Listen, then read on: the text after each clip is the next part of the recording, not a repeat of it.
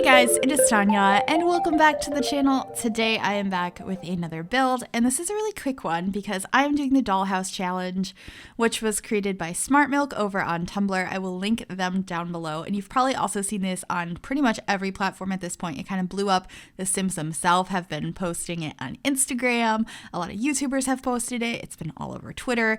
And so I've just been seeing it everywhere, and I was like, I want to do it. It looks like so much fun. So here we are building a room in the dollhouse style, which is essentially just building a room from one angle. It only has two walls. You're kind of looking into it and making it look cute from that angle, and then like editing it into your thumbnail.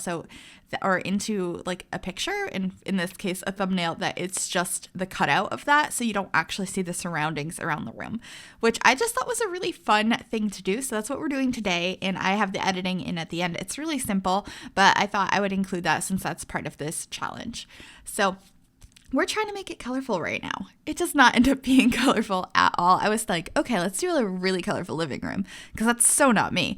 And then it's something that was very me, but that's okay, because I feel like this is kind of like my dream living room, maybe, possibly. I've gotten a lot of requests lately to do like my dream house or dream apartment or whatever, and I don't know what that would look like, which is why I haven't done it. I have no idea what my dream place looks like. I don't know what I want. Like, I'm pretty happy with where I'm at right now, and I have absolutely no clue what it would be like. But I feel like this, to an extent, is kind of like what my dream style of a living room might be. Like, I think this is absolutely gorgeous, and it's very much me. So I guess that fills that in a little bit, maybe. I mean, eventually I'll probably be able to figure out what my dream house would look like. I'm just not really sure. I don't know what I want. I feel like that's just such a difficult thing to figure out. But anyway, we placed down that painting on the wall, which is one of my favorites in the game. I used to use it way too often, so I stopped for a while. And I mean, I love it. So it needed to be in this room. And we just added a TV in this corner using two of those laundry day dressers, which I think are so cute. They're some of my favorite little dressers in the game. And then I took forever to pick out a chair to put in this room. We come back later and add a chair. I just like give up on it after a while. I'm like, I don't know what kind of accent chair I want. I have no idea. But we figure it out in the end, which is fine. It's just I tried all of the chairs before I was like, okay, we'll come back to this. And we use this really big coffee table, which I really like. I love square coffee tables. I don't have a square coffee. I do not have a square toffee. Oh my gosh, I still can't say it. A square coffee table in real life. I actually have like an oval glass table, and I think it's really cute. But we don't exactly have that in the game. We only have like rectangular glass tables, or if you want a circular one, it's got a fish tank in it. So don't have that, but I really like this, and I feel like it's just very neutral and pretty in here. I love that window from Strangerville so much. It's one of my favorite windows, and so of course I had to use it in this room.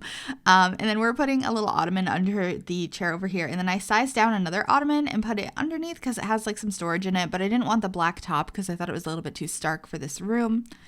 And I just think it looks super cute. We're also going to be adding some shelves behind the TV, but I think we're going to add some stuff on this ottoman first. I thought about adding these books, but I ended up adding like a pile of books and succulents that came with movie hangout stuff instead, which I am obsessed with succulents right now. I only have fake ones because I don't even think I can take care of a succulent, even though they don't need that much. But I have so many fake plants in my office right now. It's ridiculous. And so I wanted that to be present in this room. Although I do end up getting rid of the plant that's on the table right now and put a candle there instead a little bit later. But first, we're going to do these little shelves behind the television. They just have some books and clutter on them, just to make it look a little lived in, but not like too crazy cluttered. I wanted it to be like really clean, and I was pretty happy with the amount of clutter that I put over here because I wanted everything to look like it had its place. I didn't have too much clutter because I definitely have too much clutter in real life. So I really wanted this to look really neat and organized, but also like lived in.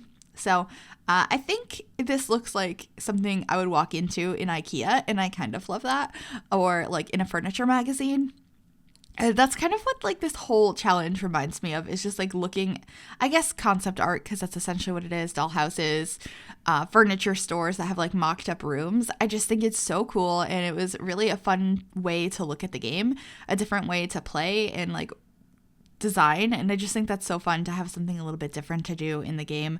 So I had a lot of fun with this, but we're just adding a candle here instead of this plant, and then we should be going into Photoshop to cut this bad boy out. Here we are, and there's like 1,000 different ways to cut things out, and I know lots of people do it different ways. I tend to use masks to cut everything out.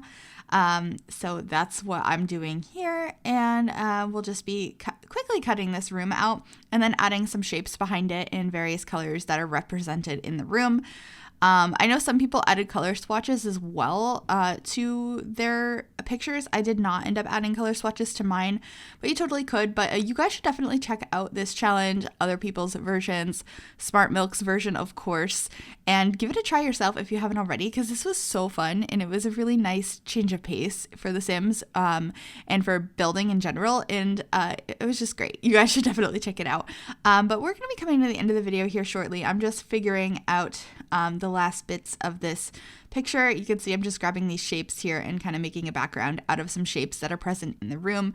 Nothing too crazy, but you guys should totally subscribe to the channel if you haven't already and you enjoyed this. You could also click that little bell to turn on notifications so you'll be notified every single time I upload a video. Thank you guys so much for watching, and I will see you all soon.